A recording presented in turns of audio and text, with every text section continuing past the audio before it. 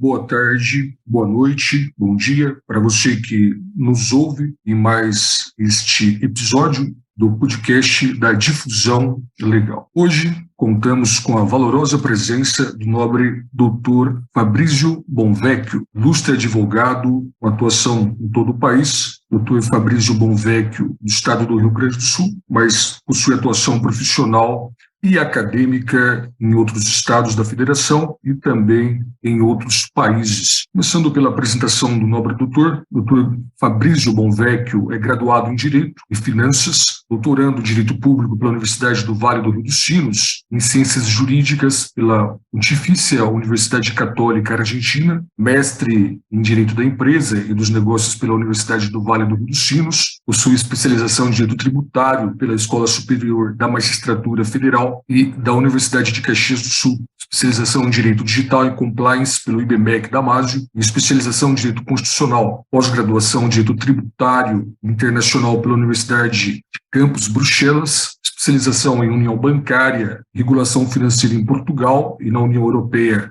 pela Associação de Estudos Europeus de Coimbra, da Faculdade de Direito da Universidade de Coimbra, Instituto de Direito Bancário da Bolsa dos Seguros, especialização em Compliance em Direito Penal pelo Instituto de Direito Penal Econômico Europeu da Universidade de Coimbra, intercâmbio em Direito Empresarial pela Faculdade de Direito da Universidade Nova de Lisboa, intercâmbio acadêmico em Direito Empresarial pela Universidade Lusófona do Porto e intercâmbio acadêmico em Direito Empresarial pela Universidade Lusófona de Humanidades e Tecnologias. É presidente também do Instituto Ibero-Americano de Compliance, presidente da Comissão Nacional de Proteção de Dados e Novas Tecnologias da Associação Brasileira dos Advogados, presidente da Comissão Nacional de Compliance, Anticorrupção e Direito Penal Econômico da Associação Brasileira dos Advogados Criminalistas, ABRACRIM, vice-presidente da Comissão Nacional de Relações Internacionais da ABRACRIM, presidente da Comissão de Compliance da OAB, seção do Rio Grande do Sul, subseção de Canoas, membro da Comissão de Defesa, Assistência e Prerrogativas dos Advogados da Ordem dos Advogados do Brasil, seccional do Rio Grande do Sul, vice-presidente da Comissão Especial de Compliance também da Ordem dos Advogados do Brasil, seccional do Rio Grande do Sul, secretário da Comissão de Direito Tributário da OAB Rio Grande do Sul, subseção Canoas, jornalista, membro do Conselho Editorial e Científico de Periódicos Nacionais e Estrangeiros da Academia Luso-Brasileira de Letras do Rio Grande do Sul, é membro acadêmico associado da Academia Brasileira de Direito Civil, membro do Instituto dos Advogados do Rio Grande do Sul, coordenador científico da pós-graduação em Compliance, Conformidade e Ferramentas de Controle do Instituto Superior de Administração e Línguas, coordenador da linha de pesquisa Compliance, Conformidade e Ferramentas do Controle do Centro de Investigação do Instituto Superior de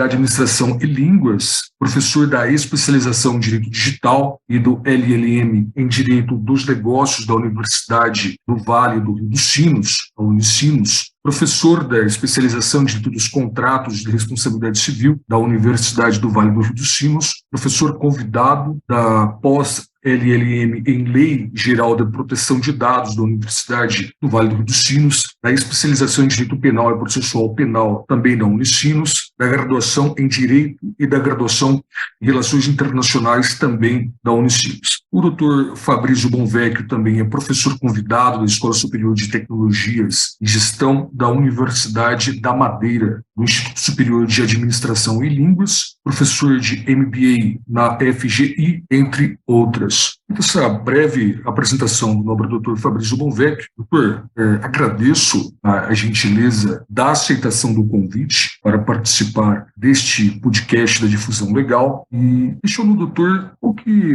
o doutor decidiu entrar no mundo do direito, fazer a tua graduação em direito. Preciso saber, doutor, como que iniciou a tua carreira profissional. Boa tarde, Matheus. Eu agradeço o convite.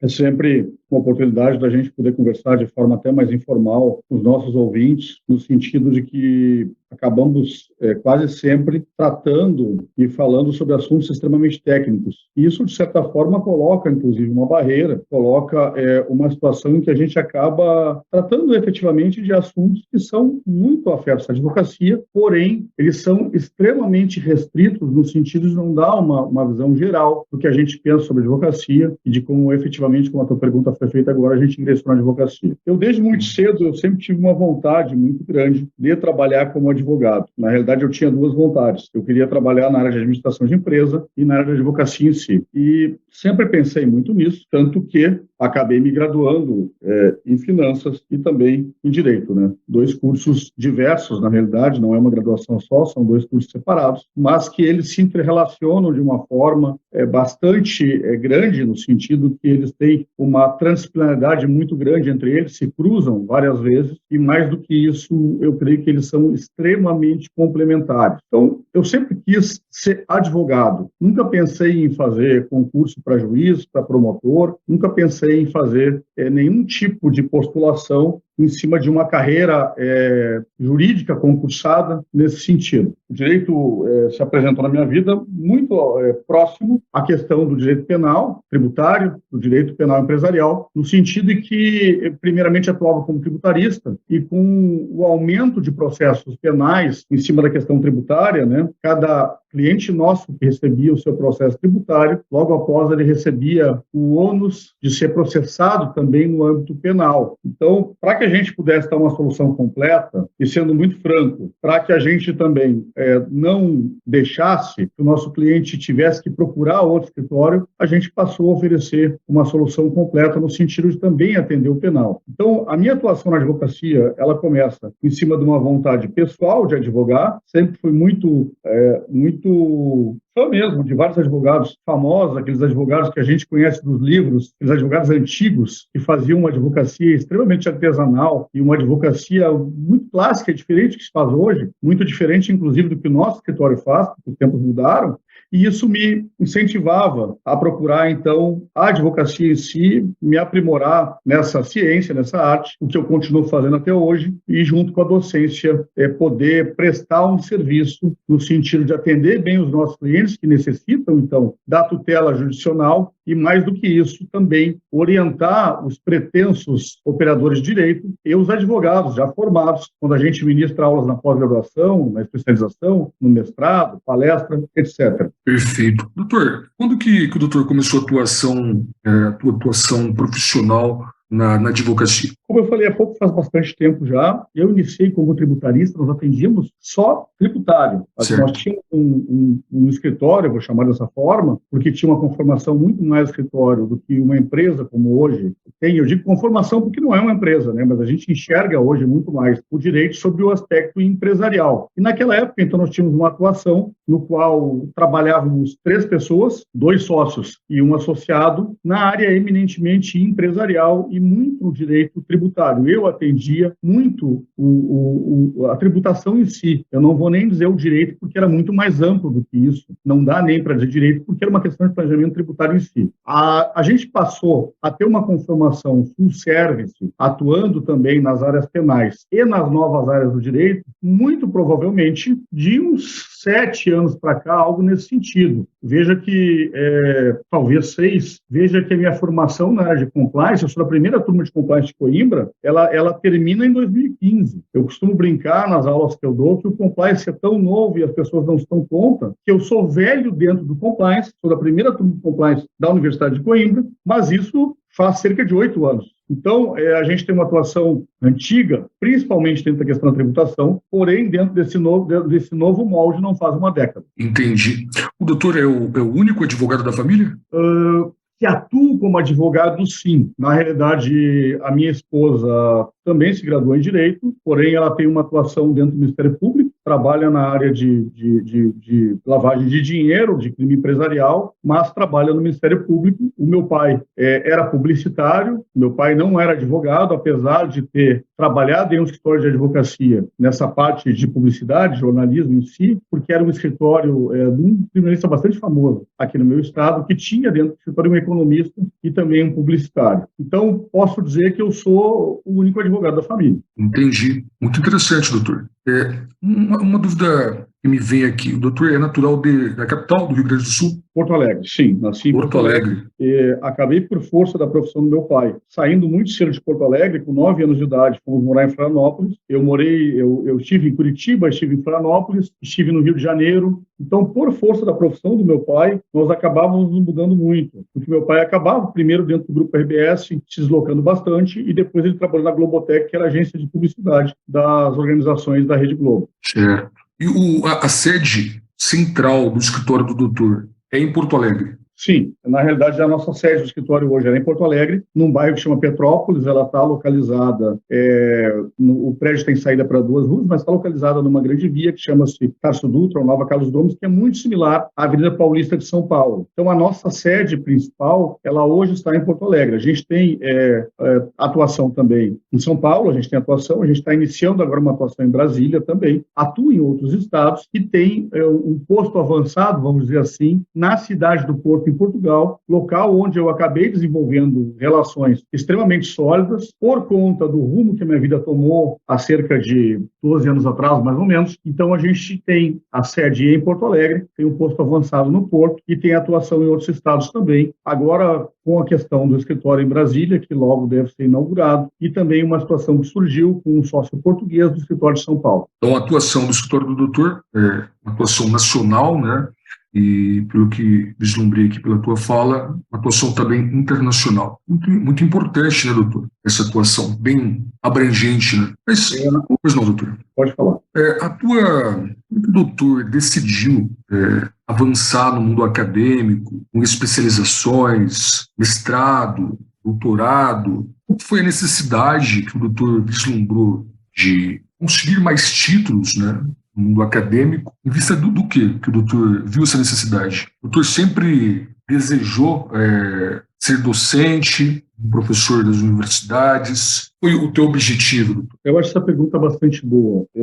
Eu sempre tive uma curiosidade muito grande, desde muito cedo. Sempre li muito, ao ponto de que a primeira lembrança que eu tenho mais forte de presente que eu ganhei do meu pai foi uma caixa de livros. Me recordo ele retornando de Brasília, Distrito Federal, e trazendo uma caixa de livros. Me lembro o nome de vários títulos, inclusive. E eu, então, ganhava muitos livros, gostava muito de livros. Isso continua até hoje. Tenho preferência pelos livros físicos, muito mais que os virtuais, tanto que tem um problema grande aqui no escritório que não temos mais local destinado aos livros. Eles acabam começando a se amontoar agora no escritório porque a gente não tem mais prateleiras para colocá-los. Então, sempre tive uma relação muito forte com a questão das letras. Hoje eu ocupo, inclusive, a presidência da Academia Internacional de Letras Jurídicas, que é uma academia internacional que congrega juristas de vários países, inclusive muitos juízes, membros de Suprema Corte. A gente, posso citar alguns nomes que contém a InterLJ, como, por exemplo, o professor Ives Gandra Martins, a doutora Caicedo, do Equador, faz parte da Suprema Corte, o doutor Cássio Nunes Marques é o nosso último ingressante, inclusive, não recebeu ainda a diplomação por ter tido um problema de saúde leve, mas logo receberá. Então, eu sempre tive essa proximidade muito grande com essa questão das lides acadêmicas mesmo. Porém, eu sempre gostei muito da questão da docência. As especializações vieram numa necessidade de atender os clientes, justamente por uma estratégia de diferenciação de mercado, por enxergar que grande parte dos advogados que existem ainda hoje, eles se graduavam, faziam a sua prova da ordem, passavam, viravam advogados, passavam a poder exercer a profissão, mas grande parte deles não seguiam em frente, não faziam especialização, não faziam outros cursos que pudessem, no final das contas, redundar numa melhor advocacia e, inclusive, prestar um serviço melhor aos seus clientes. Notando isso, eu achei que tinha necessidade, então, de fazer especializações. Acabei fazendo muitas, inclusive, nesse momento, estou fazendo uma na USP, continuo fazendo em nível de especialização, mas para entrar na docência de forma mais pesada, de uma forma mais legítima, inclusive, era necessária a questão do mestrado. Tanto que o primeiro mestrado, eu curso ele, e toquei há pouco a questão da minha relação com Portugal. Eu começo ele em 2011, na cidade de Vila Real, numa universidade que chama UTAD, é uma universidade relativamente nova, ela é de 76, ela é criada quando do retorno dos membros das colônias de Angola. Então, uma universidade que é numa cidade cidade universitária mesmo, uma cidade que eu acredito que hoje tenha 40 mil habitantes, que é a capital do estado. É engraçado isso, é uma capital do estado de Trás-os-Montes e Alto Douro, e uma universidade que consegue, então, envolver muito a comunidade em todo o seu processo. Inicialmente, eu queria fazer um mestrado no Porto, porém a turma do Porto não fechou e surgiu a oportunidade de fazer o mestrado na Universidade Trás-os-Montes e Alto Douro, que era uma universidade pública, é uma universidade pública. Esse primeiro mestrado que eu cursei é mestrado em gestão, não é um mestrado em direito, e eu acabei, então, estudando lá e acabei desenvolvendo muitas relações no norte de Portugal, o que foi determinante para o desenvolvimento da minha carreira acadêmica fora do Brasil. Então, sempre tive uma vontade muito grande de me qualificar mais, mas, sem dúvida nenhuma, sempre tive uma vontade muito grande de atuar na docência. Isso foi se intensificando, foi aumentando com o passar dos anos, principalmente na última década, e com o advento da pandemia, e eu fui, no caso, de certa forma, surpreendido pela pandemia em território europeu, o que me obrigou a ficar retido na Europa por um bom tempo. E do momento em que mudou a relação laboral que existia e várias outras relações, eu tive, de certa forma, tempo para poder ampliar muito a minha escrita acadêmica e a minha participação em congressos mundo afora, porque o deslocamento se tornava muito diferente, porque não existia mais deslocamento físico. Eu podia atuar num congresso hoje em Valência, como atuei, e no outro dia, por exemplo, fazer uma palestra ou uma comunicação em Hong Kong. Isso passou a ser possível em função das novas tecnologias, matéria, inclusive, que eu trato, dou aula, e em função também da mudança, da quebra de paradigma que passa a vigorar e atingir também uma área tradicional como a área jurídica. Então, eu sempre relaciono a grande produção acadêmico-literária que eu tenho nos últimos anos, também a questão da facilitação, por conta do que a pandemia obrigou e por conta desse primeiro ano ter mudado a relação toda e ter tido efetivamente tempo para me dedicar a isso. Se eu te falar que hoje a quantidade de artigos que eu tenho publicado e a quantidade de livros que eu participo autoralmente ou com capítulo em obras coletivas, eu vou estar mentindo porque eu não sei te expressar sem olhar o meu currículo Lattes. Mas eu creio que eu tenho participação em cerca de 60 livros. Então, te digo que isso faz parte de uma vocação, não tenho dúvida alguma, e faz parte também de uma configuração que se deu em nível mundial. Pegando esse gancho que o doutor mencionou, da participação em livros, obras coletivas, obras individuais, etc., né? Qual que é a importância que o doutor vislumbra na participação, atrelando com a área acadêmica, né? A docência, com o profissional da advocacia? Qual que é a importância da publicação de livros, doutor? Participação, seja em obras coletivas quanto em obras individuais. Tanto para esses três cenários que eu mencionei anteriormente, da academia, da advocacia, né? E também da docência, obviamente, que eu acabei de mencionar, né? Não apenas o acadêmico que participa de obras, etc., mas o acadêmico que está dentro da academia, rotineiramente,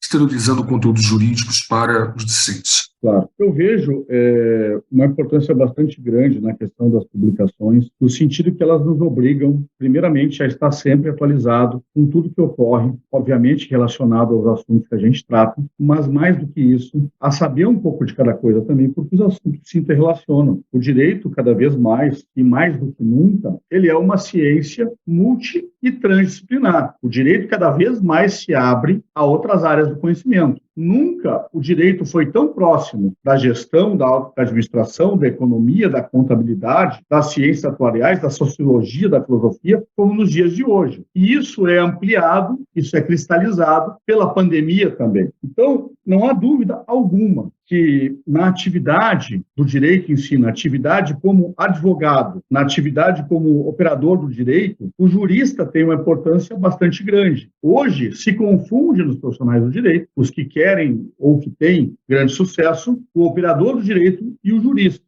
E a escrita, a investigação, a pesquisa, ela é parte fundamental da construção desse novo jurista que a sociedade quer e exige. Não existe mais espaço para advogados como eram os advogados anteriores, advogados dos anos 80, 90, 2000, advogados cercados de papéis somente, que pouco conheciam além das fronteiras do direito. Hoje é impossível advogar sem ter grande conhecimento de administração, por exemplo, porque as coisas, mais do que se interrelacionar, elas são interdependentes. Imagina que a gente trata hoje, na questão tributária, de arbitragem. Isso era impensável até pouco tempo atrás, e muito pouco tempo atrás. Então, não há dúvida nenhuma que a questão da escrita em si, da publicação de artigos e livros, ela exerce uma influência muito grande no momento em que ela nos obriga a estar sempre atualizado, nos obriga a seguir estudando e nos obriga a pensar muito no direito em si. E nesse novo direito que surge de um tempo para cá e que se intensifica nesse cenário pós-pandêmico, se é que podemos chamar assim, até um pouco arriscado dizer isso, porque a pandemia, de certa forma, não foi embora, mas eu creio que a gente já vive um cenário pós-pandêmico,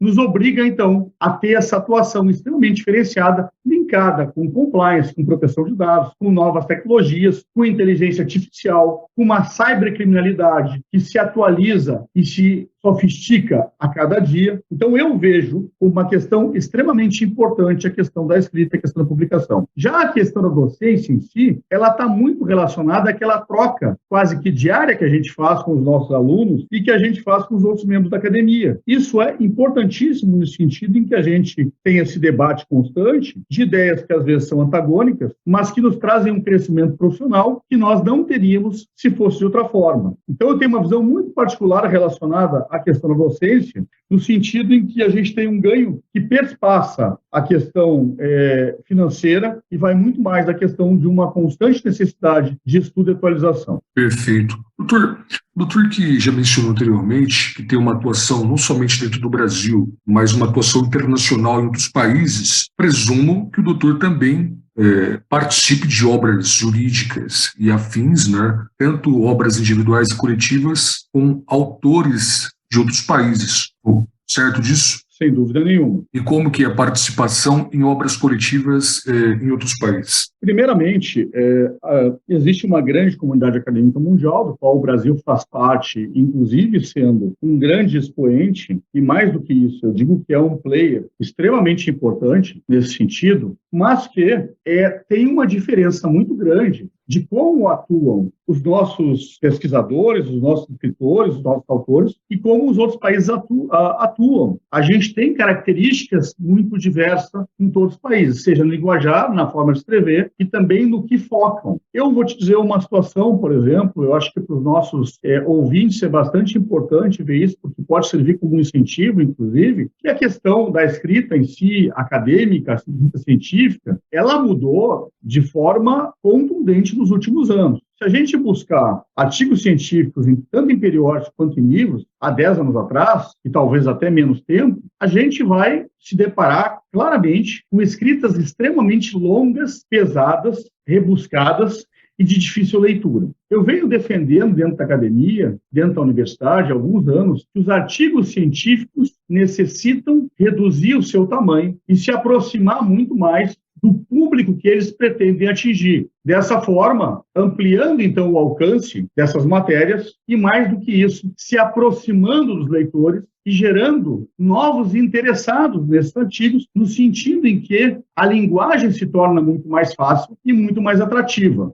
E veja, Matheus, que os artigos passam hoje, até em grande parte das publicações, inclusive as estrangeiras, um limite máximo de 25 páginas. Em sua grande parte, 10 a 15 páginas. Isso não era pensado há 10 anos atrás. Nós tínhamos artigos científicos de 40 páginas. Isso hoje é o tamanho de trabalho de conclusão de uma especialização e as especializações que ainda mantêm a necessidade de um trabalho de conclusão. Grande parte delas, as que têm, aceitam um artigo com 20 páginas, 25 páginas, e muitas nem precisam mais desse ritual de passagem. Então, eu te digo que existe uma semelhança muito grande no pensamento científico mundial, mas tem uma diferença bastante grande de país para país. Eu publico muito na Península Ibérica, tenho participação em livros publicados em Portugal, na Espanha, tenho na Polônia, por exemplo, e vejo que cada um tem a sua característica. Ano passado, eu fui apresentar um trabalho em Oslo, a convite deles, da Universidade de Oslo, e vi como fazem o tratamento com a situação em si. Mas eu vejo que existe uma situação comum em todos eles. Toda a academia, seja de que parte for, inclusive de países em vias de desenvolvimento, ela está se modernizando de uma forma absurda. E eu acredito isso ao quê? Acredito haver principalmente uma inter-relação entre todos os países, muito incentivado e possibilitado pelas novas tecnologias, como que nós estamos fazendo agora. Tu deve estar falando comigo de Curitiba, eu acredito, e eu estou falando de Porto Alegre. Ontem eu estava em Brasília e amanhã estarei em São Paulo. Dentro de pouquíssimo tempo eu estarei na Cidade do México.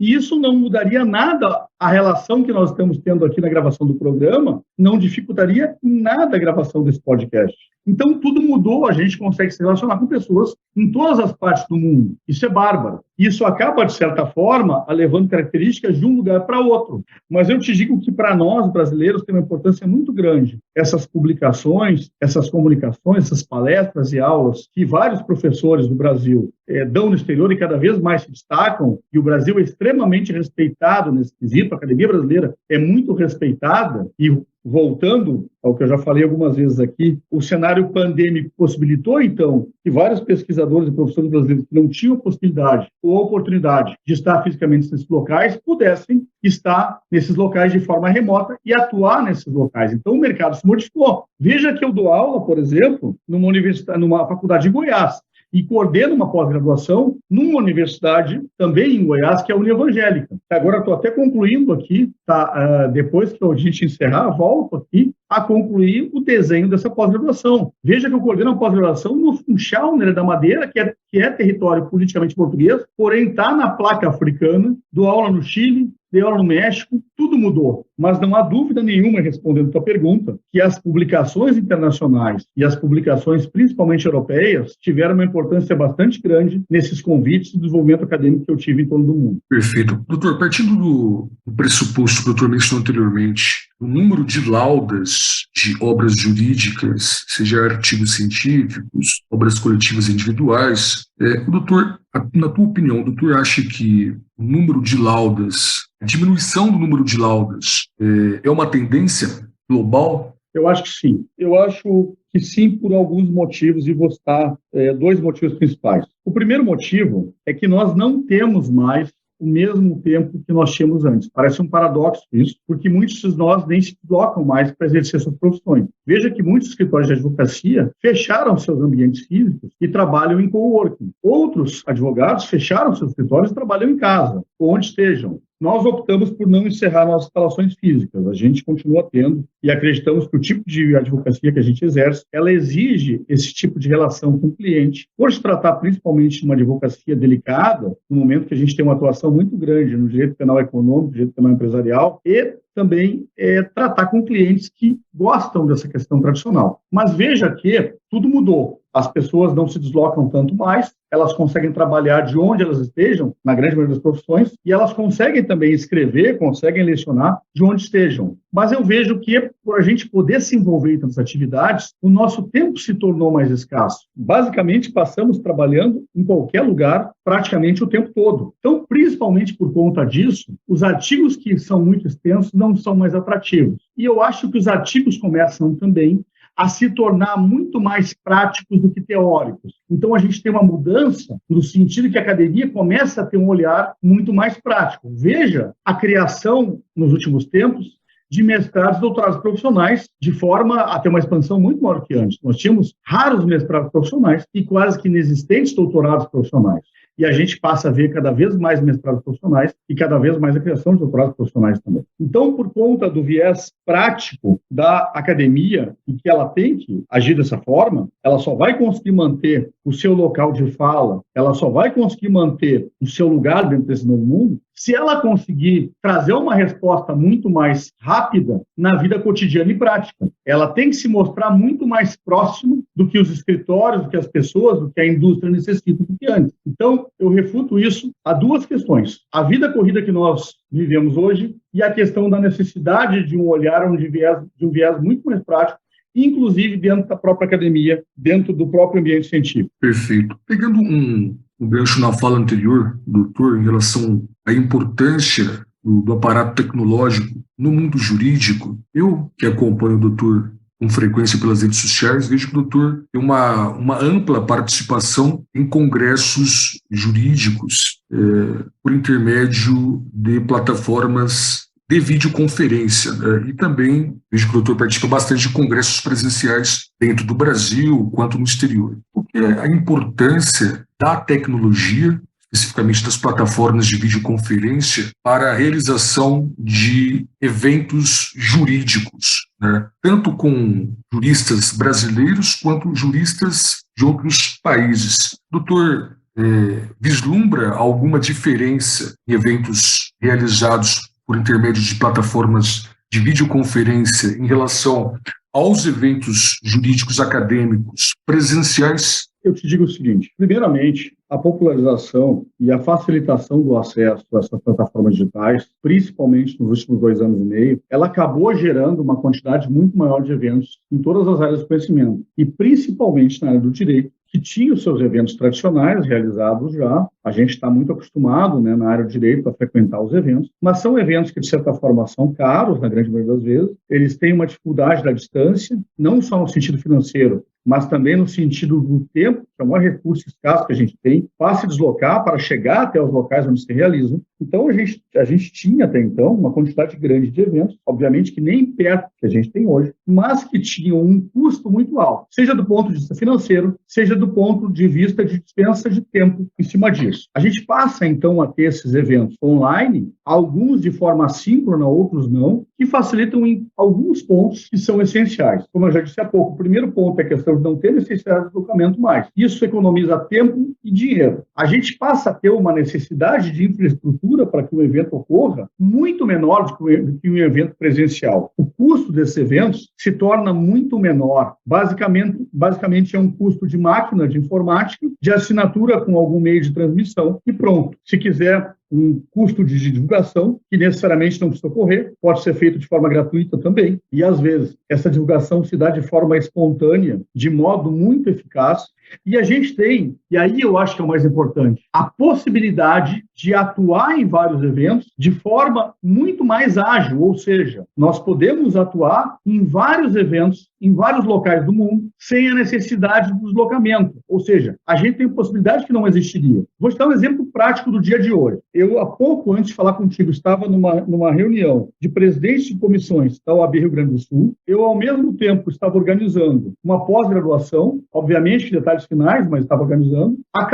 Saí da reunião para participar, vou chamar de bate-papo contigo, saio desse bate-papo contigo, gravo aula de forma remota, o que anteriormente era impossível, que irão ao ar para o Brasil inteiro, mas uma universidade com sede de São Paulo. Após participo de um programa online gerado através de Belo Horizonte, estado de Minas Gerais. Veja só em quantos lugares a gente pode estar num dia só. Isso não era possível antes. E a mais do que isso, a gente pode também trazer palestrantes de qualquer lugar do mundo. Nos eventos das empresas e dos institutos que eu tenho relação, nós trazemos sempre palestrantes da Europa, da América Central, da América do Norte, sem ter um custo com o deslocamento dessas pessoas, sem ter um custo com a alimentação, com a hospedagem dessas pessoas, e mais do que isso, conseguindo coadunar a agenda deles com a nossa agenda de uma forma que seria impossível de outra maneira. Então, não há dúvida alguma que mudou a relação acadêmico-científica de uma forma absurda. Não há dúvida nenhuma que todos ganham com isso, que os estudantes de agora têm um acesso muito maior ao que se trata no direito que nós tivemos, por exemplo. E olha que você é muito mais jovem que eu. Isso é muito recente. As graduações tradicionais de direito, que continuam com as suas aulas presenciais, têm como parte do programa, como parte de disciplinas, aulas online, de forma síncrona, em sua grande maioria, mas aulas online. Isso era impensável até 5, 6 anos atrás. Realmente, a tecnologia é uma ferramenta de suma importância que fez um avanço significativo, né, para o mundo jurídico. Doutor, em relação ainda ao aparato tecnológico utilizado no mundo jurídico, qual que é a importância dos eventos, seja eventos realizados por intermédio de aparato tecnológico, quanto eventos presenciais para a academia, né, para o cenário acadêmico, quanto para o networking jurídico? Vejo que o networking é de suma importância, né? Não somente no mundo jurídico, mas em outras áreas também. Então, eu gostaria de saber do senhor qual que é a importância da participação em eventos jurídicos para a academia e para o networking. Eu tenho um posicionamento bastante firmado com relação a isso, bastante claro. Eu te agradeço a pergunta, porque eu acho ela muito importante. Eu acho que a questão do tecnológico, a questão à distância, do remoto, ela abre um mundo de possibilidades com relação ao network. Nós passamos a ter um acesso que tem uma característica muito menos formal do que antes. A primeira coisa, as pessoas acabam se tornando muito mais acessíveis. Você, se tiver uma proposta clara, uma proposta interessante, você consegue chegar praticamente em qualquer pessoa, em qualquer parte do mundo, de forma rápida. Você consegue se comunicar de uma forma muito clara e muito rápida. Isso é a primeira coisa. Segundo, a gente passa a ampliar o nosso ciclo profissional e o nosso ciclo de conhecimento também. Então, nós podemos lidar com os mais diversos poentes do direito ao redor da face da Terra, ao mesmo tempo que a gente tem acesso às mais modernas teses jurídicas, surjam onde surjam. Isso talvez seja o pressuposto inicial. Então, a gente tem um acesso barateado, a gente tem um acesso muito mais rápido, a gente tem um acesso muito mais possível. Bom, e o network? Não há dúvida nenhuma que a gente consegue se relacionar fisicamente muito melhor até com as pessoas, porque muitas pessoas do direito, elas têm mais de 40 anos de idade e elas nascem numa situação que isso não existia. Veja que um advogado de 40 e poucos anos de idade, ele passa a lidar com essas novas tecnologias de uma forma mais intensa lá pelos seus 30 e poucos anos. Então, não é inerente a ele não nasce com isso. Eu costumo brincar dizendo que nós somos seres de transição. Eu comecei a mexer com informática muito cedo, mas isso não é o padrão na minha geração. Isso não é o normal. Sempre me utilizei. Eu falo que na pandemia a gente não foi pego desprevenido, porque por força das viagens que eu já fazia de forma intensa, nós tínhamos dentro do nosso escritório uma estrutura que possibilitava o acesso a arquivos e a peças em qualquer lugar do mundo, a hora que fosse, e também permitia que cada um enxergasse o que o outro estava fazendo, tanto tendo uma rede física interna quanto externa, a mesma rede, lidando na nuvem e lidando de forma interna também, se a internet faltasse. Então, para a gente, virar a chave foi uma forma muito mais fácil. Veja que eu fiquei bastante tempo fora do país, quando ocorreu a pandemia, retido em Portugal. Obviamente que eu tinha uma estrutura em Portugal, isso facilitou muito a minha vida, eu não fiquei num quarto de hotel, então isso facilitou muito. Mas o network, no meu entendimento ainda, ele se dá de uma forma muito melhor ainda presencialmente. Vou te citar um caso que ocorreu essa semana. Eu fui quinta-feira para Brasília, Distrito Federal, para resolver várias situações e ter várias agendas. Então, estive com vários senadores, com ministros, e as conversas que se deram nunca se dariam no ambiente virtual. Isso é uma situação. Privei com colegas meus da Abracrim, por exemplo, com colegas do direito, da OAB, que muitos deles conheci primeiramente de forma virtual, mas virei amigo no momento em que nos conhecemos fisicamente. E hoje tenho grandes amigos que o início da amizade se deu de forma virtual, mas ela só se consolidou no momento em que nos conhecemos de forma presencial. Inclusive ontem, trataste com a doutora Ana Paula Trento, e eu estava com ela, estávamos almoçando ontem em Brasília juntos, e a Ana Paula é uma pessoa que nós nos conhecemos primeiro virtualmente e nos tornamos grandes amigos depois que nos conhecemos de forma presencial. E estivemos juntos várias vezes de forma presencial. E sempre a relação presencial é muito melhor. As risadas e a troca de conhecimento de ideias é muito maior. Bom, o doutor vislumbra que o aparato tecnológico seria uma porta de entrada para o início de uma relação profissional e de amizade, né? E depois o contato presencial que fortalece esse networking, essas relações. Eu acho que a gente pode até continuar mantendo uma relação profissional de forma virtual, vamos colocar assim, ou de forma remota. Mas eu não tenho dúvida nenhuma que o fortalecimento, como tu bem colocaste agora, das relações, se dá com esse contato físico. Claro que isso tem uma relação muito com uma geração que está acostumada a isso. Talvez as novas gerações que estejam nascendo agora, elas tenham um contato social muito diferente. E aí eu falo da geração que nasce já ambientada nesse cenário tecnológico e, mais do que isso, nesse cenário virtual. Mas eu sou e continuo sendo um defensor das relações físicas, no sentido em que a troca se dá de forma, eu não vou dizer mais intensa, porque as relações virtuais, elas são muito rápidas, no sentido que a gente consegue falar muito rapidamente e de forma muito próxima hoje com os novos aparatos. Se a gente tem uma ideia, a gente não precisa esperar se encontrar para trocar as impressões a respeito dela. A gente pode falar rapidamente a respeito das ideias que a gente teve. Mas eu tenho certeza absoluta que as relações, elas se intensificam e, mais do que isso, elas se fortificam com contato físico. Sem dúvida nenhuma.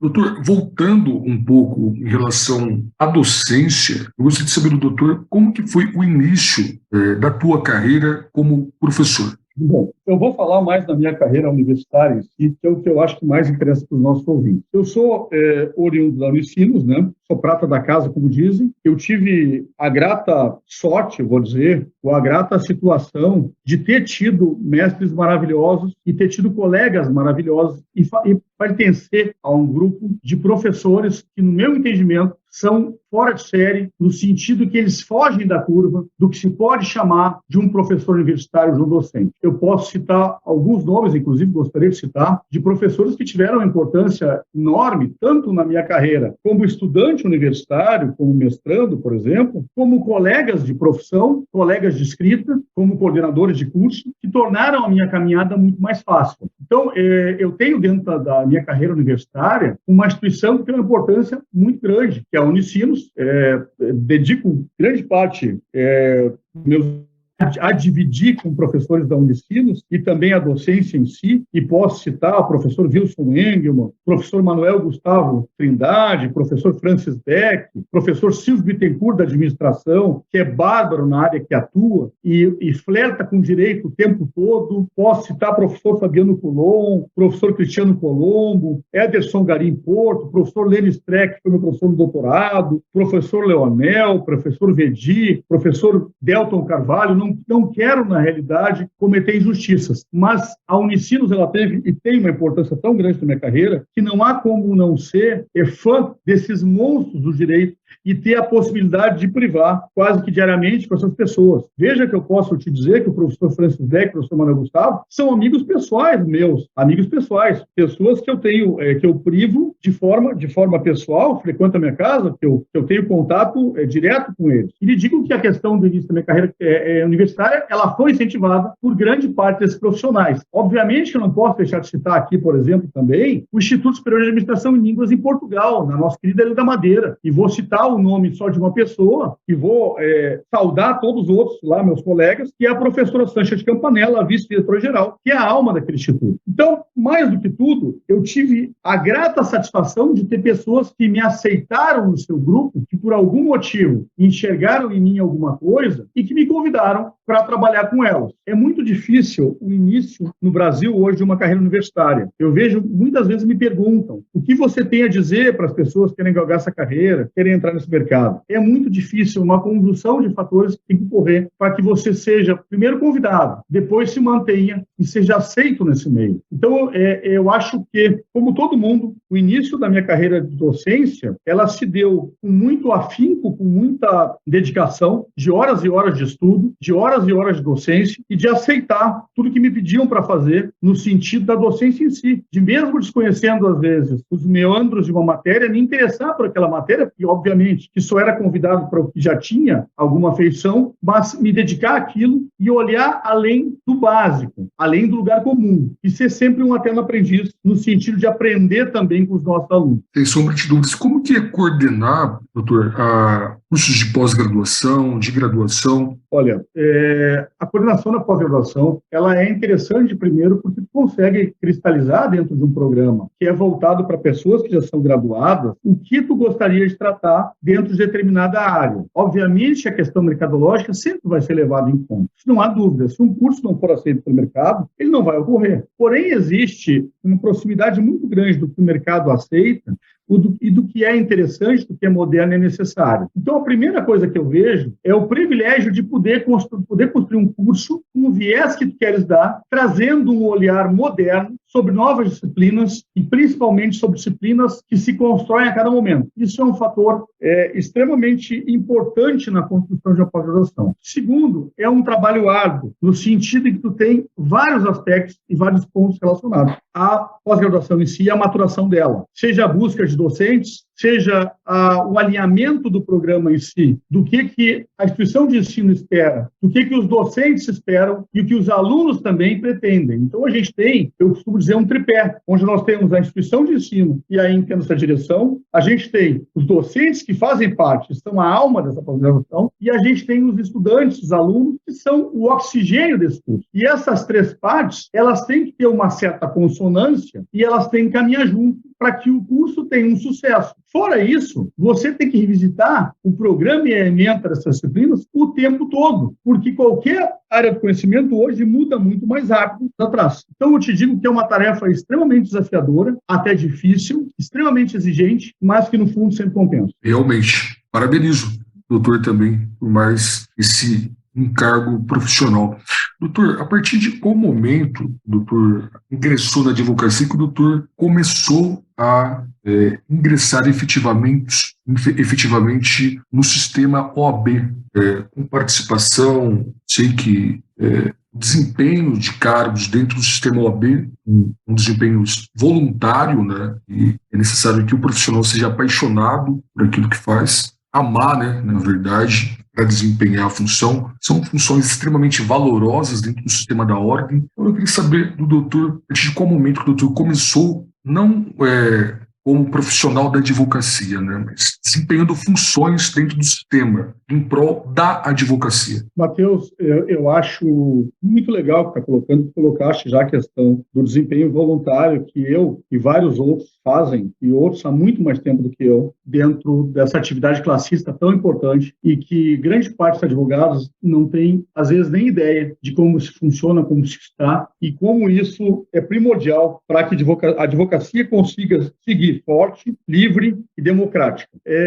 Eu estou na minha terceira gestão dentro da ordem, eu não tinha pretensão de participar da OAB, mas num determinado momento, e tem que deixar claro que eu sempre admirei as comissões de prerrogativas, então, no momento eu fui convidado para trabalhar dentro da SEDAP do Rio Grande do Sul, dentro da Comissão de Defesa das Prerrogativas da Advocacia. E o meu ingresso, então, dentro do sistema classista, chamando assim, foi através da SEDAP. Passei a trabalhar dentro da SEDAP e houve uma mudança, após uma troca de gestão, de presidente dentro da comissão, e assumiu a doutora Karina Contiero, que hoje é secretária-geral adjunta da Ordem dos Advogados do Rio Grande do Sul, e ela passou a imprimir um ritmo muito interessante na SEDAP e um ritmo bastante eficaz. Eu passei a fazer parte do grupo de plantonistas, então as minhas tarefas dentro da SEDAP não era mais só o pleno, e muito mais do que o pleno, a questão do acompanhamento a operações policiais, visando garantir as prerrogativas dos advogados. Eu estava lá, então, junto com alguns outros colegas que fazem a mesma coisa, algumas vezes sozinho, outras vezes com outros, dependendo do tamanho das operações. Então, eu passo a atuar no sentido de garantir a defesa das prerrogativas desses advogados no momento da sua prisão ou de uma busca em apreensão dentro da sua casa ou até no seu escritório, e passo a atuar dessa forma. Passo a atuar também no plantão, no sentido que tive que deslocar várias vezes, madrugada fora, para defender colegas de arbítrios policiais dentro das delegacias, por exemplo. E aí passo a entender e conhecer como funciona tudo isso. E a fragilidade que a advocacia se expõe a cada hora, a cada momento que passa, principalmente as nossas advogadas mulheres, e a necessidade que há de que o sistema, o AB, funcione de uma forma muito consonante e muito eficaz. Obviamente, após a SEDAP, eu passo a fazer parte de muitas outras coisas, principalmente também atuando na minha área de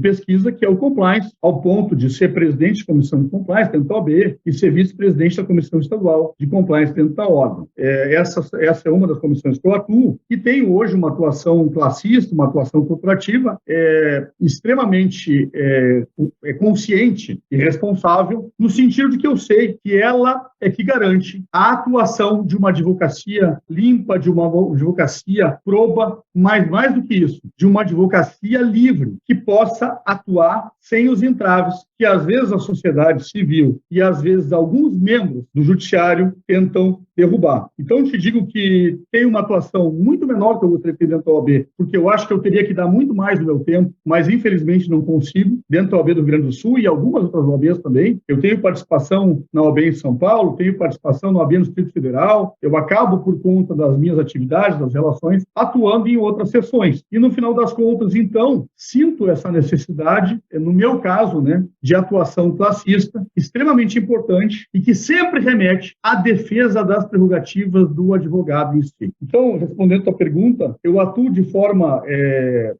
mais contundente a 3 gestões. Entendi. Doutor, e qual que é a importância, na tua ótica, das prerrogativas profissionais? Eu costumo dizer que a SEDAP, ela é a espinha dorsal da ordem, a espinha dorsal da advocacia. A SEDAP permite que um advogado possa atuar com a segurança de que, se as prerrogativas dele forem violadas, ele tem a SEDAP para lhe defender. A gente chama isso no interior.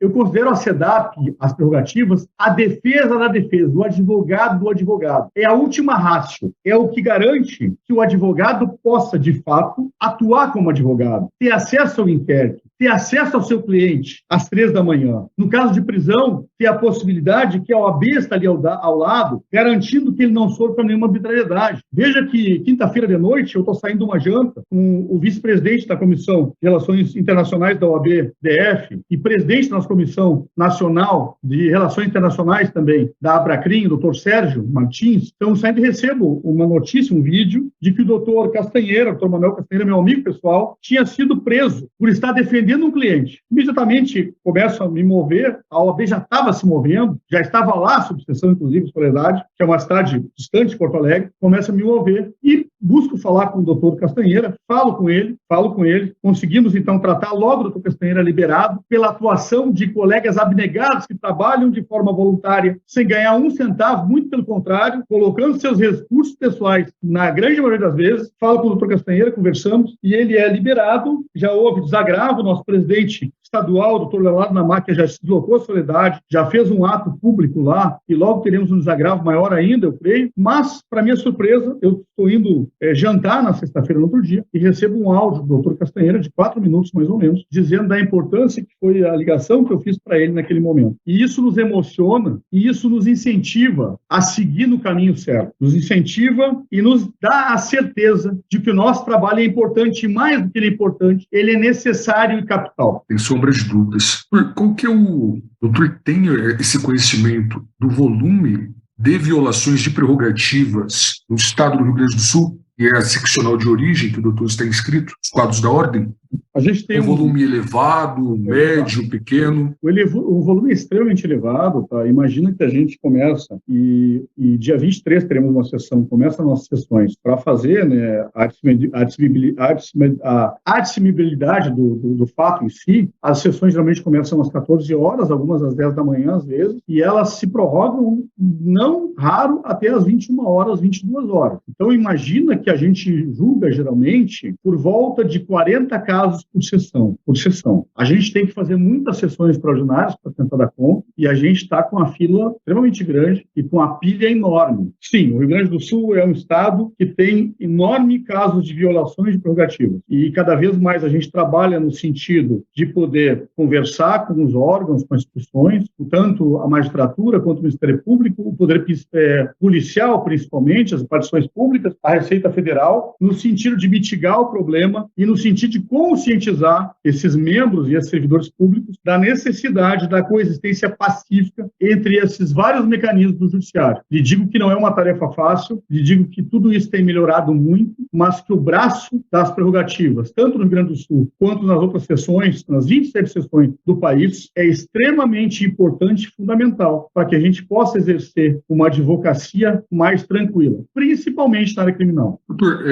na seccional da Ordem do Rio Grande do Sul, o órgão responsável por fazer esse filtro, né, digamos assim, essa admissibilidade das solicitações de desagravo, é a própria comissão? Ou existe um outro órgão interno da seccional do Rio Grande do Sul que faz também essa tarefa? A gente tem a comissão, na realidade, como uma porta de entrada. É feita a reclamação, a denúncia, ela é distribuída a um relator. Esse relator, então, ele procede para a relatoria. Essa relatoria vai para o plenário da SEDAP. O plenário vai votar, então, e vai decidir se esse caso é um caso de violação, efetivamente ou não. Mais de 95% dos casos não são casos afetos à competência da SEDAP. Imagina que esses 5% que sobram, ao menos 5% são muitos ainda. A gente tem esse filtro, então, muitas vezes essa denúncia ela acaba rapidamente e em muitos outros casos ela passa, então, à discussão plenária, às vezes com vistas, com votos divergentes, e ela sendo aprovada, ela vai pedir as providências, ela vai agir em várias questões executivas de forma direta, porém, na questão do desagravo em si, isso passa para o Conselho e para o presidente da ordem, que tem a prerrogativa de fazer o desagravo de plano, de ofício.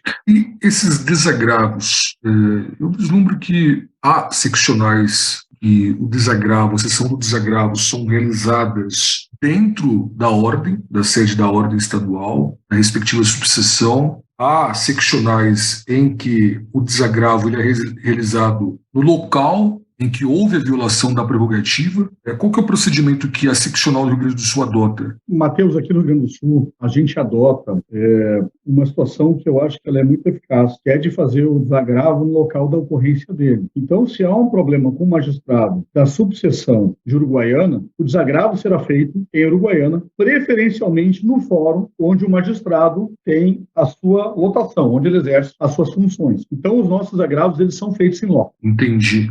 O doutor tem conhecimento de quais as autoridades que mais violam prerrogativas do Estado do Rio Grande do Sul? Se é que é uma informação que o doutor pode declinar aqui para a gente? Eu posso lhe dizer o seguinte, isso tem diminuído muito pela conversa prévia que se faz, pela troca de informações e às vezes até pedido dos próprios órgãos, isso tem diminuído muito, reduzido muito. Mas a gente ainda tem muitos casos de violações de prerrogativas por parte da magistratura, de primeiro grau. Segundo grau, isso é uma coisa extremamente rara. E digo que talvez hoje até inexistente. Mas a gente tem uma quantidade muito grande, então, de violação de prerrogativas, hoje tentativa de violação de prerrogativas, por parte de alguns magistrados, alguns poucos, mas que eles acabam fazendo muito de primeiro grau e por servidores também de alguns setores do judiciário. Isso é o que mais tem. Algum mecanismo, eu tenho conhecimento, porque eu faço parte da Comissão de Prerrogativas da Seccional do Paraná. No Paraná temos um DISC 0800, funciona 24 horas, né, para violação de prerrogativas e para atendimento da advocacia paranaense. No estado do Rio Grande do Sul, há um mecanismo parecido, alguma coisa que permita que o advogado, independente de horário, contacte a ordem para fazer reclamações, etc., em relação à violação de prerrogativas, doutor? Sim, a gente tem o plantão das prerrogativas, é um telefone celular que foi ligado 24 horas por dia, e ele sempre é atendido por um membro da comissão, um advogado membro da comissão.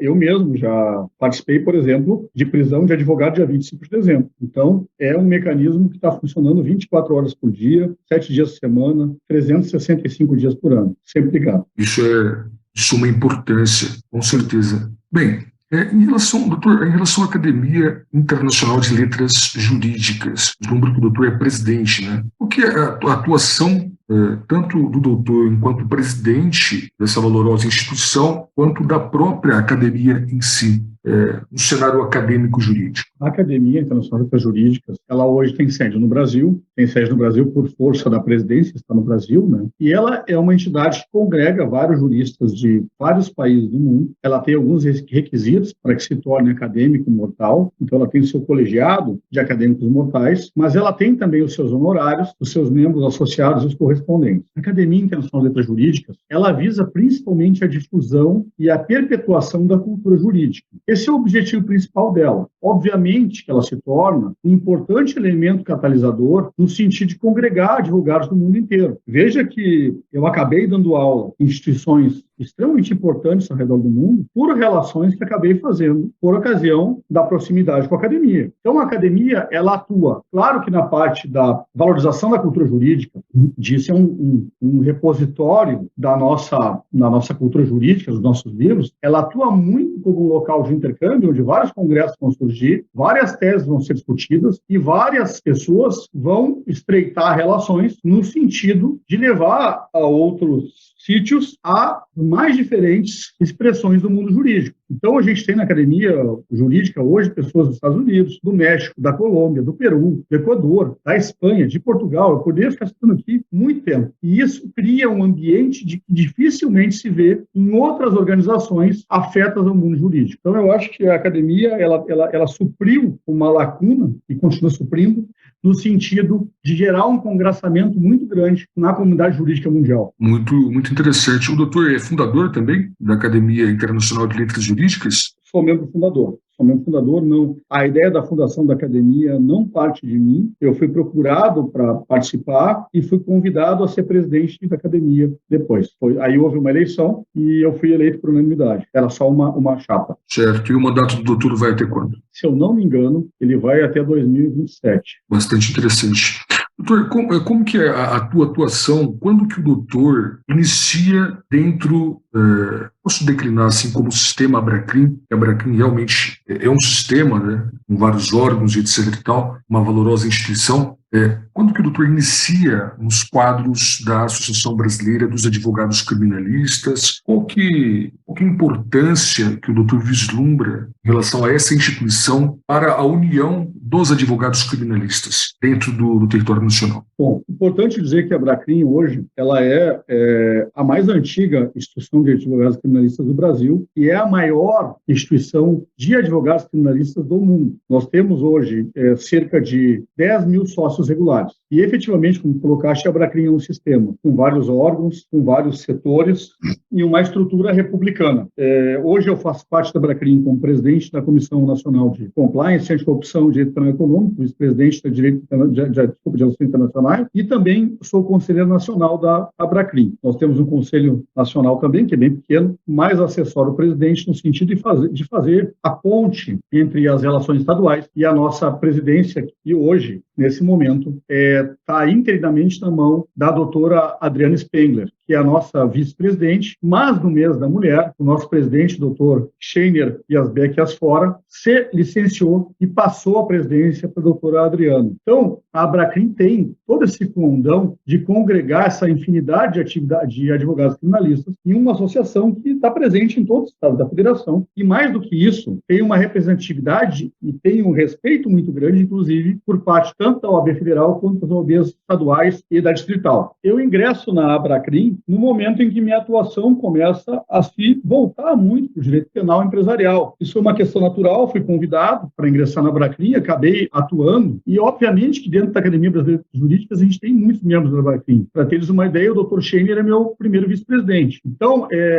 esse nosso grupo da Abracrim, ele é um grupo bastante coeso, bastante forte, sucedeu agora o doutor Elias Matarassad, que é o nosso presidente, e continua atuando fortemente e muito presente diariamente na Abracrim, mas que é um grupo que tem toda uma vontade, todo um gás, vamos dizer assim, para aumentar ainda mais a nossa Abracrim, inclusive no sentido internacional. A gente está fazendo várias coisas agora, a primeira delas é ter criado um braço educacional, então a gente tem pós-graduação com 50% de desconto membros da Abracrim, na qual todos os professores têm o título de doutor. A gente tem uma atuação fora do Brasil com assinatura de protocolos. Eu fui o responsável, inclusive, por levar a cabo isso. A gente terá agora, em junho, nos dias 14, 15 e 16 de junho, a gente terá agora um congresso que chama-se EBAC, que é o Encontro Brasileiro de Advocacia Criminal, que vai se realizar no Distrito Federal e é o nosso EBAC dos 30 anos. Ele vai ser no Royal Tulip, no Distrito Federal, terá como palestrantes ministros do STF, do STJ, juristas internacionais, tratará de compliance, tratará de direito internacional, tratará de direito penal econômico, tratará de garantias, tratará do juiz de garantias. E então esse evento é um evento extremamente grande, me arrisco a dizer sem problema nenhum, que é o maior da América Latina e que nos congrega, nos une ainda mais. Mas a minha atuação na Abracrim, ela se intensifica muito na gestão passada e nessa gestão agora nem se fala, então. Partindo do pressuposto, entramos aqui na seara da valorosa Abracrim, instituição respeitabilíssima no cenário do mundo jurídico, da advocacia criminal. E abarcando o fato de que o doutor também atua na advocacia criminal, voltando lá no início da nossa conversa, que o doutor tinha declinado para a gente, a atuação do teu escritório tem a sede central em Porto Alegre, capital do Rio Grande do Sul, também tem filiais em São Paulo, Brasília, né? Enfim, tem uma grande atuação dentro do território nacional. O que desde o início, o escritório do doutor já tinha uma atuação em nível nacional ou essa atuação ela foi expandindo gradativamente com o tempo? Essa atuação do escritório, ela foi expandindo, ela continua se expandindo, né? A gente está agora nas tratativas da questão do escritório, um porte bastante interessante em São Paulo, visando principalmente atender empresários e a comunidade portuguesa também residente em São Paulo, no estado de São Paulo. Mas, sim, a nossa atuação ela foi aumentando, muito em função da característica dos sócios sempre dos escritórios associados, que já tinham atuações até em outros campos fora da advocacia, nacional e até internacional. Eu acho que, então, a característica das pessoas que estão ou que passaram por aqui acabou imprimindo no escritório essa atuação fora dos limites do município de Porto Alegre. Certo. O doutor mencionou também, em breve, o escritório começará a operar fisicamente em Brasília, Distrito Federal, capital do Brasil. Qual que é a importância, na tua ótica, da atuação em Brasília? Qual que é o público-alvo, se é que eu posso chamar de público-alvo, para o escritório, não somente o teu escritório em si, mas também os demais profissionais da advocacia dentro de Brasília? Qual que é a demanda que tem em Brasília, doutor? Eu acho, primeiro, de uma importância enorme, na realidade, a atuação nos tribunais superiores. É uma situação muito clara. E no sentido de ter um trânsito e uma relação cordial e uma relação próxima desses operadores, no sentido de conseguir que os processos, de certa forma, sejam olhados e sejam julgados. A gente não pode ficar esperando que as coisas ocorram. A gente tem que impulsionar. Tu sabes bem disso. Se nós não impulsionarmos os nossos processos, eles não acontecem. Não adianta distribuir uma liminar e ficar sentado no escritório. Distribui a liminar e corre para o fórum. É o que a gente faz aqui e diz o tempo todo. Essa é a primeira coisa. A segunda coisa é que Brasília é um cenário extremamente importante, onde tudo ocorre politicamente dentro do Brasil e grandes decisões emanam de lá. A gente tem São Paulo como o palco econômico, mas a gente tem Brasília como palco político. E a gente vive num país extremamente complicado com relação à questão da consolidação das nossas instituições democráticas. Haja visto os atos que ocorreram agora em 8 de janeiro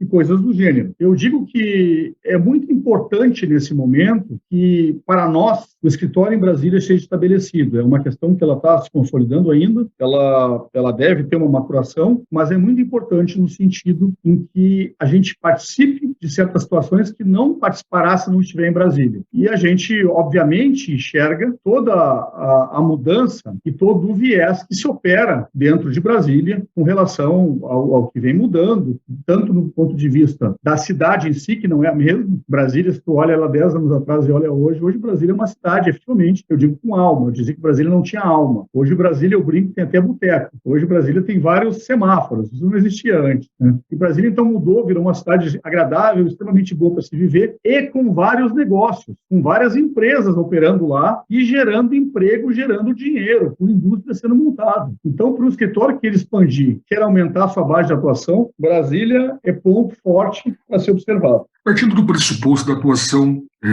em Brasília, o que tenho conhecimento, obviamente, que a atuação do escritório não se restringirá aos tribunais superiores, mas também ao primeiro e ao segundo grau.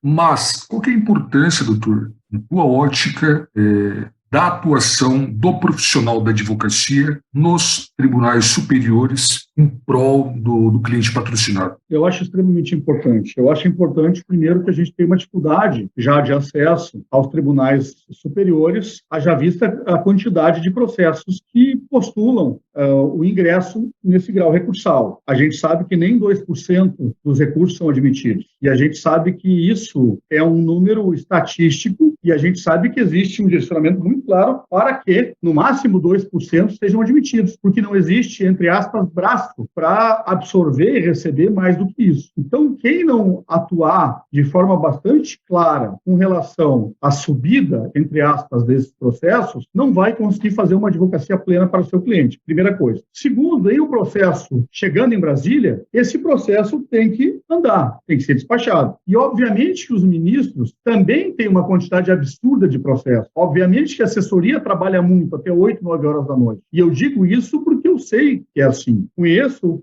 um juiz que, no momento, confidenciou que não consegue nem jantar, porque chega cansado em casa, o juiz convocado, que está no STF, chega em casa e tem cansaço, não consegue se levantar para fazer comida. Então, quem não estiver cuidando dos processos que tramitam, tanto no STF quanto no STJ, terá sérios problemas. Eu acho a atuação nos tribunais superiores extremamente importante e necessária, e acho que essa boa relação com os ministros, tanto do STF quanto do STJ, quem cuida de questões mais administrativas também, do Tribunal de Contas da União, ela é capital para que a boa advocacia seja desenvolvida. Perfeito. Realmente, a atuação nos tribunais superiores é de suma relevância. O doutor que tem atuação forte na seara de compliance, o doutor poderia declinar para os ouvintes qual que é a importância do compliance? não somente dentro do Brasil, mas também nos demais países? Olha, o compliance, ele é uma palavra bastante antiga, mas de circulação bastante nova dentro do território brasileiro. Começa a se ouvir falar em compliance no Brasil, em idos de 2014, principalmente com a deflagração da Operação Lava Jato. O compliance passa a ser olhado e começa a ser popularizado, ser mais conhecido, com a deflagração, então, dessa operação que todos conhecem. A partir daí, muitos advogados, muitos profissionais, administradores, gestores, que seja, passaram a se dar conta e, principalmente, conhecer a importância desse instituto, antigo já nos Estados Unidos da América, por exemplo.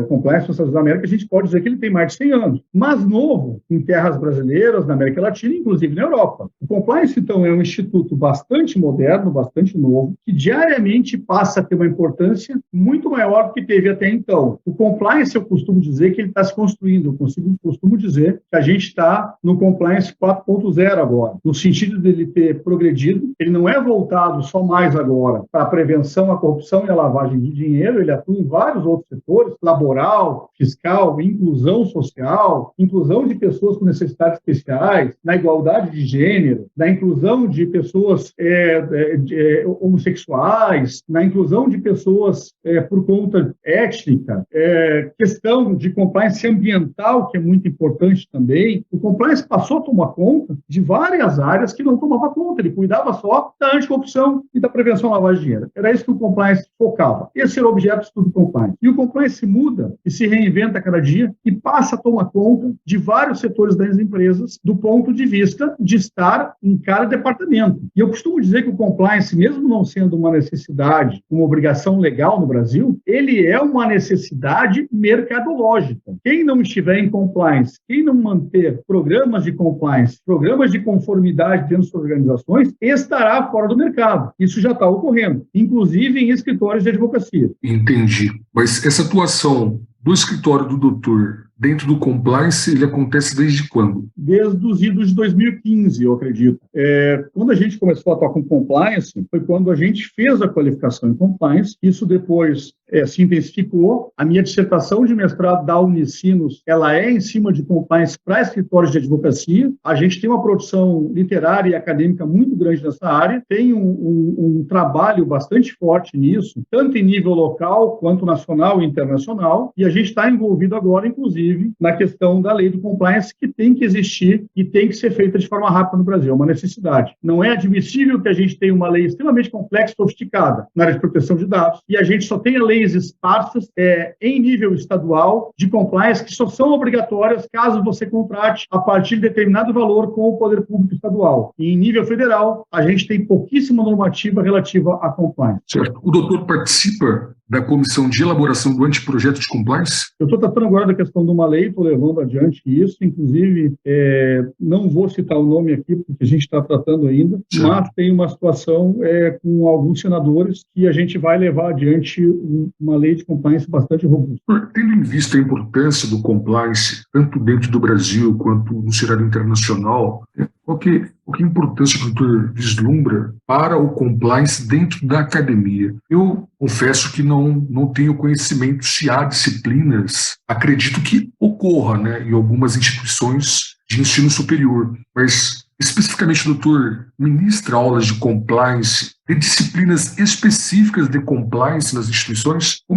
Como que é o funcionamento dessa temática na academia? Primeiramente, começam a surgir agora disciplinas de compliance dentro da academia, na graduação, uma coisa bastante nova, são pouquíssimos cursos que tem, mas logo isso será lugar comum em todos os cursos. Os concursos para juiz também começam a englobar disciplinas de compliance, começam a integrar. As pós-graduações, elas já estão aparecendo bastante, e certos concursos públicos que não são os juízes também começam a ter. A tendência é que, em muito pouco tempo, a disciplina de compliance seja uma disciplina até obrigatória na graduação, não tem dúvida nenhuma com relação a isso. É uma disciplina bastante complexa, ela cada vez é mais extensa, não tem como ser uma disciplina de 2 créditos, eu acredito que tem que ser uma disciplina de 4 créditos. Sim, eu dou aula de compliance e acho que, inclusive, deveria se tratar de cumprimento de conformidade e ética desde o ensino médio. Acho que não pode ficar distrito ao nível superior, porque compliance, mais do que que tudo, ele é a expansão de uma cultura dentro de uma comunidade. O compliance não funciona se não se tiver o entendimento do que aquilo representa e se não introjetar nas pessoas a filosofia do fazer o correto. Então, o doutor vislumbra como necessário que o compliance seja introduzido na grade curricular, na matriz curricular, tanto do ensino médio quanto do ensino superior. É uma situação que o doutor aceita como importante. Acho, inclusive, que é inevitável a disciplina de compliance ser obrigatória no ensino superior. Acredito que a construção na questão do ensino médio é um pouco diferente, assim como a questão da inclusão de disciplinas de educação financeira, mas acho que logo deve ser uma realidade. Até para a formação do profissional do direito, né? Com certeza. Realmente muito importante. Doutor, eu vou deixar a palavra agora aberta para ti, para fazer as suas considerações finais, certo? Então, doutor, fique à vontade. Matheus, primeiramente eu quero agradecer o convite, então, a participar da Difusão Legal. Para nós é sempre uma oportunidade, e mais que uma oportunidade, é um prazer e motivo de alegria poder conversar com as pessoas dos mais diversos cantos do nosso país, que é um país continental. Eu sempre digo que é um aglomerado de países. Na realidade, é um grande território que congrega várias culturas e vários povos irmanados sob uma bandeira só. Isso é genial, isso é lindo. Quero agradecer, então, essa possibilidade. Quero dizer que foi extremamente importante aqui as perguntas que colocasse, e quero deixar